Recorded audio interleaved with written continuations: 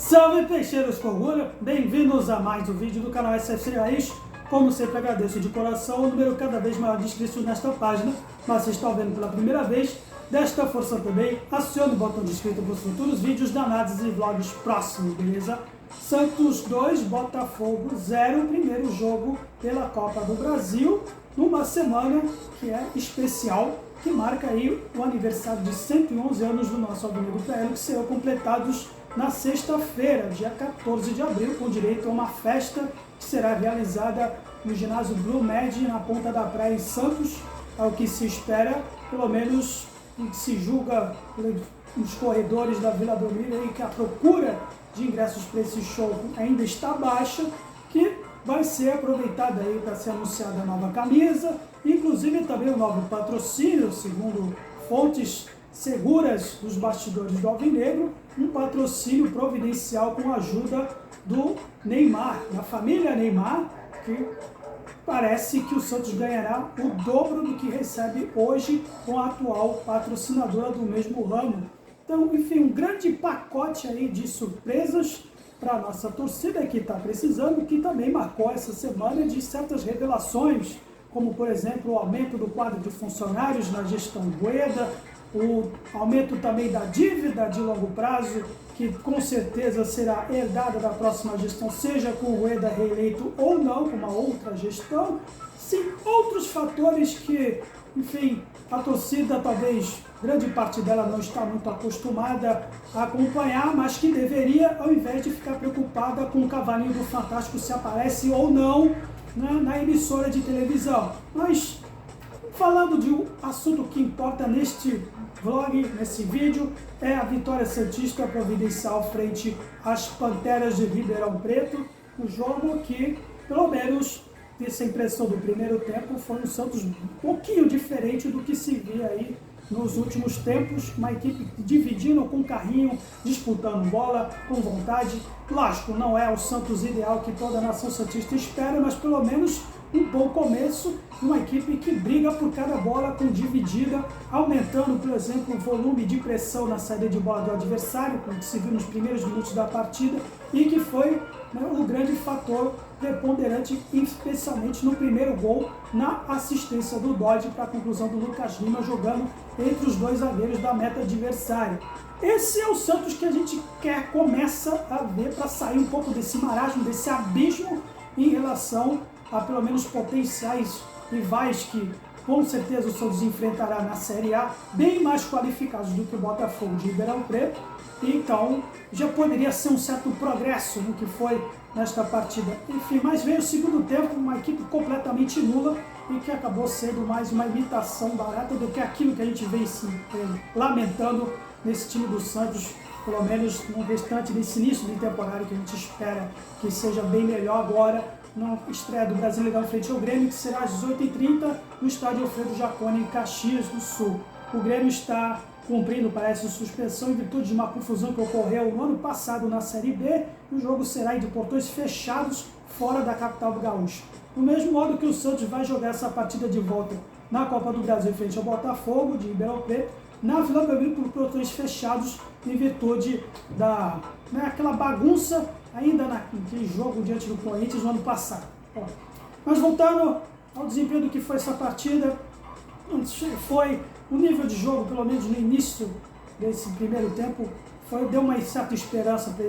para o torcedor santista, com certeza, uma equipe que realmente briga, que realmente faz pressão na meta adversária, contudo ainda com certas dificuldades nas ligações de aproximação, especialmente o que se tange a ligação para o Marcos Leonardo, jogadas de aproximação ainda não temos, mesmo com o Lucas Lima sendo a cabeça mais pensante deste elenco, não entrou e já é considerado o cara que, se sair, pelo menos metade dos recursos ofensivos do Santos vão para o água abaixo se ele, por exemplo, se ele cansar na etapa complementar, e foi o que se concluiu no segundo tempo. Um time totalmente nulo na partida, não conseguiu criar chances depois do segundo tempo. Tivemos aí o segundo gol numa assistência do Lucas Barbosa, que,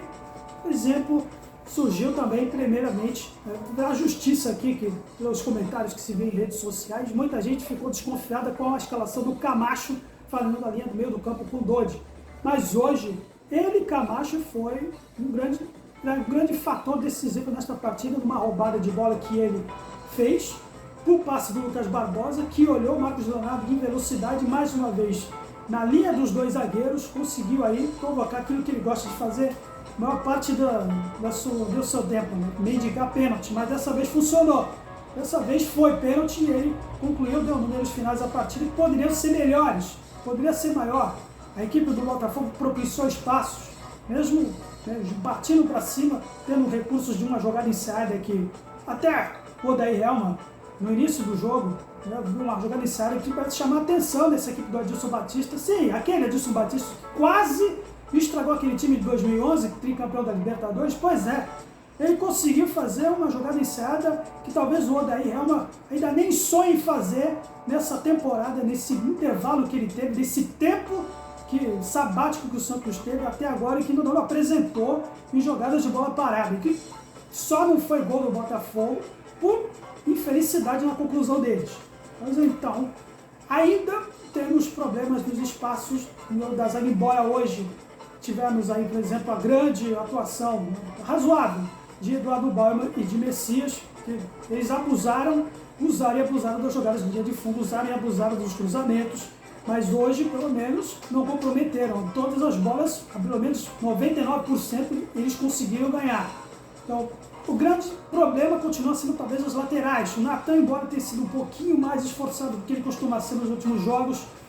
o problema é que,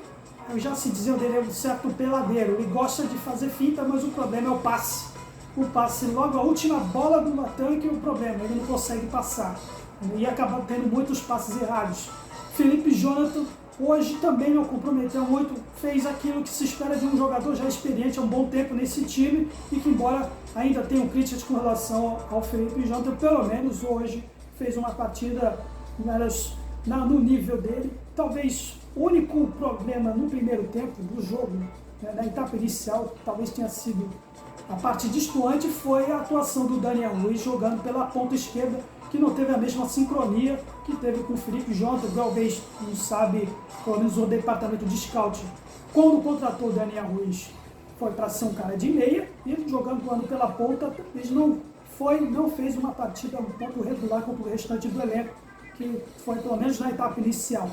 Na etapa regulamentar, aí o Odair Hellmann fez as suas mexidas, seja por fatores físicos ou por fatores para manter a linha tática dele, continuou com a linha tática dos dois jogadores, pelo menos na linha de ataque, mas com o problema de fazer a roubada de bola. Tá jogando atrás da linha da bola com o resultado, com a equipe jogando, deitando no placar, e com ele, embora tenha se descabelado durante a partida para a equipe sair, a equipe não conseguia sair. O que se viu foi um time tentando, mais uma vez, roubar a bola para os contra-ataques, mas ainda assim, Marcos Leonardo ainda distante dos meios. Os pontas, quando ele consegue roubar a bola, parece que é uma falta de sincronia, por exemplo, nítida quando o Miguelito entrou, já entraram com as alterações, com o Miguelito, com o Carabarral, que foi nulo na partida também, e depois tivemos o Rodrigo Fernandes. Rodrigo Fernandes que, uma vez o Odair não tenha se tocado, mas é um cara que só sabe destruir, só sabe desarmar, não é um cara que faz o que o Camacho desempenhou hoje, e que talvez tenha calado boa parte da torcida. Que, na minha opinião, a única coisa útil que o Camacho pode agregar nessa partida, nesse elenco, é justamente quando eu venho falado nos vídeos anteriores aqui, ele jogando um pouco mais adiantado do segundo volante, não ficando para sair com a bola, que é uma coisa que acabou sendo desempenhada pelo Dodi, por exemplo. Enquanto o Camacho esteve em campo, a equipe teve uma certa qualidade nesse ponto, né? Roubada de bola para os contra-ataques, mas ainda falta esse problema de criação, e que ficou ainda mais vigente depois da saída deles. Então, a saída do Daniel Ruiz, depois que entrava com o Miguelito, entrou o Ângelo com o Lucas Barbosa. Aliás, falando do Lucas Barbosa, um cara que fez uma equipe nivelada para baixo, um cara que hoje se doa muito nesse time. Não dá para ignorar a atuação do Lucas Barbosa também, que eu sempre um cara muito esforçado. Então, quando ele saiu, a equipe teve uma queda, porque o Ângelo não conseguiu também reproduzir essas investidas do Lucas Barbosa para o auxílio do ataque. foi a assistência dele para o segundo gol. Então, está fazendo valer aquilo que eu afirmava em alguns vídeos também, que ele está um pouquinho acima do Ângelo, no estágio de amadurecimento, um pouquinho maior com o Ângelo em relação à disputa dos dois pela ponta. Mas, enfim, o que o Odair fez, talvez um único sinal, foi essa mexida que ele fez do Rodrigo Fernandes para a saída do Camacho para fazer a linha com o Dodi. Então, a equipe caiu de produção, não conseguiu sequer também desempenhar essa ligação com o ataque, pelo menos nos contra-ataques. O que eu poderia fazer, o que eu faria, mesmo com esse time, ainda com desfalques, ainda com o Odair tendo esse problema de armar a equipe com um elenco que ainda tem um banco deficiente por falta ainda dos desfalques, e, com certeza com a entrada depois, com a volta do Mendonça, com o Soteldo, e especialmente também com os reforços que eu vou falar mais tarde, que vieram aí de baseada do Moeda com relação ao Água Santa, talvez podemos ter uma surpresa um pouquinho mais agradável do que se viu hoje nesse jogo. O que eu poderia fazer, meu pitaco, se fosse o Odair, ao invés do Rodrigo Fernandes, eu colocaria o Ivonei, que poderia, ele tem mais cacuete de jogar pelo meio e ainda não jogou, não teve a oportunidade de jogar numa posição dele de ofício, que é justamente pela meia. Na partida lá pela Sul-Americana, ele ficou atuando pela ponta, que também não fez uma boa partida. Talvez se tivesse uma oportunidade de jogar numa posição que ele na qual ele se destacou no Sub-20, poderia ser uma partida para ele, mas, enfim, talvez o único sinal com relação ao trabalho do Odair, que andou pressionado nesse jogo, né? Se não ganhasse, talvez já se falava para fazer uma casinha de caboclo em cima dele. Foi uma vitória providencial também para salvar o pescoço, por enquanto, do Odair Helma. Mas é difícil você criticar o trabalho do treinador com uma equipe nivelada por baixo. Agora, por exemplo, agora eu vou falar, talvez com o Bruno Mezenga e com o Gabriel Inocêncio, agora com a aquisição do Luan Dias, vindos do Água Santa, e dizem por aí, os setoristas dizem que aquela partida que o Rueda deu mão beijada para o Água Santa na Vila Belmiro, na semifinal do Paulista, foi justamente para conseguir uma vantagenzinha para a aquisição desses 3 jogadores, né? Abrindo mão do aluguel para poder adquirir Gabriel Inocêncio, Bruno Mezenga e Luan Dias, para reforçar o elenco do Santos, especialmente talvez o lateral direito para mim é Gabriel Inocêncio. Estou muito curioso para ver como ele vai sair, com uma posição que a gente anda tendo um certo nervos de cabelos em pé com o Natan e também com o Jean Lucas. O Bruno Mezenga, ele vai ser o substituto natural do Marcos Leonardo, que vai ser com certeza convocado para o equipe Sub-20, e uma menção honrosa para o David, que demonstrou uma certa personalidade no único lance que o Santos realmente conseguiu fazer susto, cócegas no goleiro adversário logo nos acréscimos. Então, demonstrando que ele tem um certo potencial, mas ainda muito cedo para colocar ele numa fogueira, vindo agora das categorias de baixo. Não dá para fazer agora o que se fazia, por exemplo, com o Ângelo, com outros jogadores aí subindo, pulando etapas. Então, nesse ponto, até certa forma louvável um reforço para o ataque. Se o Bruno Mezenga, com 34 anos, vai vingar, isso só o tempo vai dizer, e espera-se que sim, e que agora, na estreia do Brasileiro contra o Grêmio, embora ainda não seja o ideal a atuação que o Santos fez na partida no modo geral, pelo menos agora, no que se viu pelo primeiro tempo, sirva para que a equipe consiga, pelo menos, honrar as tradições de 111 anos do clube, pelo menos a grande meta para a galera santista, por enquanto, se conseguimos nos manter na Série A, ao jogar pelo que se viu hoje, talvez seja até um grande presente de aniversário do Santos, para que não se desonre esses 111 anos de tradição. Mas, enfim, o importante é ter mais otimismo, procurar ser otimista, né?